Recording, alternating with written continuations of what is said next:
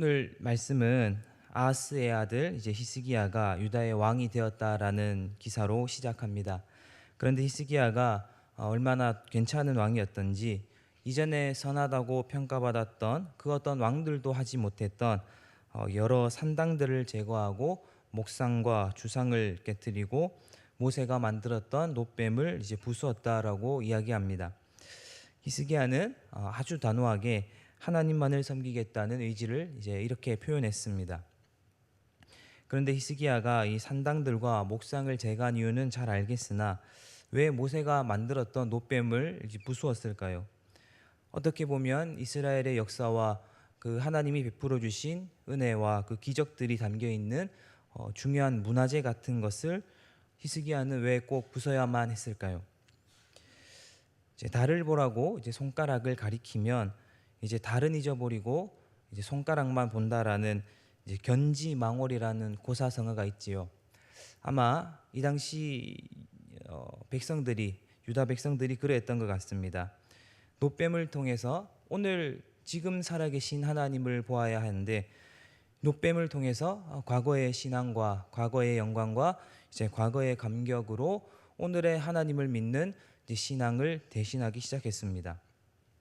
그래서 히스기야는 이 놋뱀을 부숨으로 말미암아 자신은 이제 유다 나라는 과거의 영광과 과거의 하나님과 과거의 순종과 과거의 감격으로 살아가는 것이 아닌 오늘의 하나님을 대면하고 오늘의 영광 가운데 오늘의 순종의 걸음을 걷기를 이제 결심하는 단호한 의지의 표현이었습니다.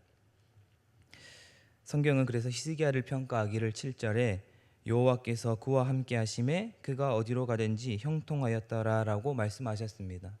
과거의 하나님이 아닌 오늘의 하나님과 인생을 함께하니 현실의 인생의 해석이 달라지게 되었다라고 이야기해 줍니다.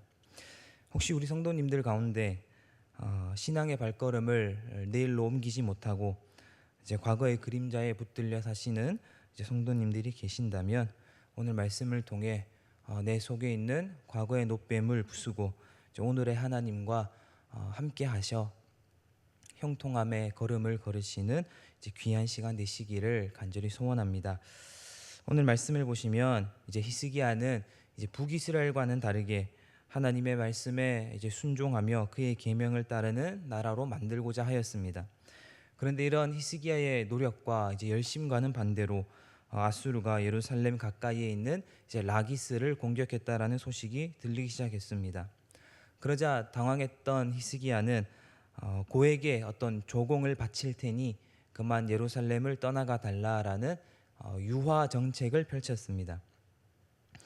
분명 오늘 말씀을 시작하면서 히스기야는 모든 산당과 목상과 주상 또 모세가 만든 그 놋뱀을 부수기까지 단호한 결심 가운데 유다 왕국을 이제 출발시켰는데 왜 지금에 와서는 이렇게 약하고 실망스러운 모습을 보이는 것일까요? 히스기야는 왜 하나님께 무릎을 꿇지 않았을까요? 저는 이 대목이 성경이 인간의 본성에 대해서 잘 보여주는 부분이라 생각합니다.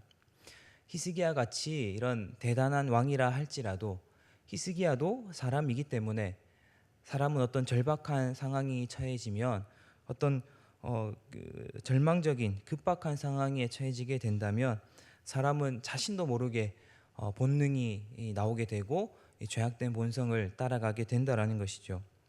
아무리 거룩한 뜻을 품고 원대한 꿈을 품었다 할지라도 사람은 여전히 사람이기 때문에 완전하지 않기 때문에 사람을 믿고 따라가는 것이 아닌 우리가 믿고 따라갈 것은 하나님 말씀밖에 없다라고 성경이 확증해 주는 어떤 대목이라 생각합니다. 우리가 집을 하나 지어도 규정대로 짓지 않으면 자꾸 물이 새고 땅이 꺼지듯이 우리가 물건을 하나 사고 먹을 거 하나 사더라도 그 옳은 거 하나 사지 않고 제대로 만든 거 사지 않으면 자꾸 문제가 생기듯이 우리의 고장난 본성을 따라 살아갈 때 잠깐은 해결된 것처럼 보이나 사실은 문제가 더 악화되고 상황이 자꾸 꼬이기 시작한다라는 것이죠. 그래서 이 유다의 이 조공을 받은 아수르가 약속대로 떠나갔는가 보면 성경에 보면 아수르는 예루살렘 성을 포위하고 협박했다라고 나옵니다. 처음부터 아수르는 유다를 멸망시킬 목적이었기 때문에 조공은 하나의 어떤 미끼에 불과했고, 히스기야는 연약한 본성에 따라 미끼를 이제 물게 되었던 것이었습니다.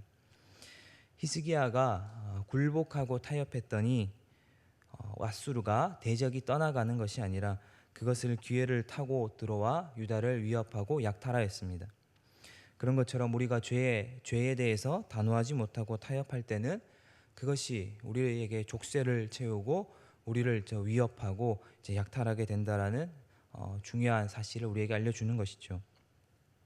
그렇다면 오늘 열왕기 18장은 우리에게 무엇을 교훈해 주는 것일까요? 오늘 히스기야의 이 아수르 이 사건을 통해서 우리에게 무엇을 말해주는 것일까요? 아마 오늘 말씀이 우리에게 우리가 진짜 따라야 할 왕이 누구인지 판단하라라는 것 아닐까요? 하나님과 아수르 왕을 그 사이에 두고 누가 진짜 왕이며 누가 공의로 나라를 심판하며 억울한 자를 신원하여 주고 약한 자를 돌보아 주고 언약의 신실한 왕인가 판단하라 하는 거 아닐까요? 누구를 따를 때 우리가 포로가 되고 또 누구를 따를 때 우리는 포로가 되지 않는가? 어느 왕을 따를 때, 어느 왕을 우리가 머리로 두고 따를 때 우리는 노예가 되지 아니하고 자유인처럼 살 수 있는가? 히스기야가 하나님께 순종할 때는 그 삶이 형통하였으나 아수르에 굴복하고 죄를 따랐을 때는 과연 어떻게 되었나? 너희는 잘 보고 판단하라. 너의 왕이 누군가 판단하라 라는 말씀이 오늘 말씀이 아닐까 생각해 봅니다. 저는 오늘도 주님이 말씀을 통해 우리가 돌아오기를, 우리가 하나님 말씀에 순종하기를 손님이신다 생각합니다.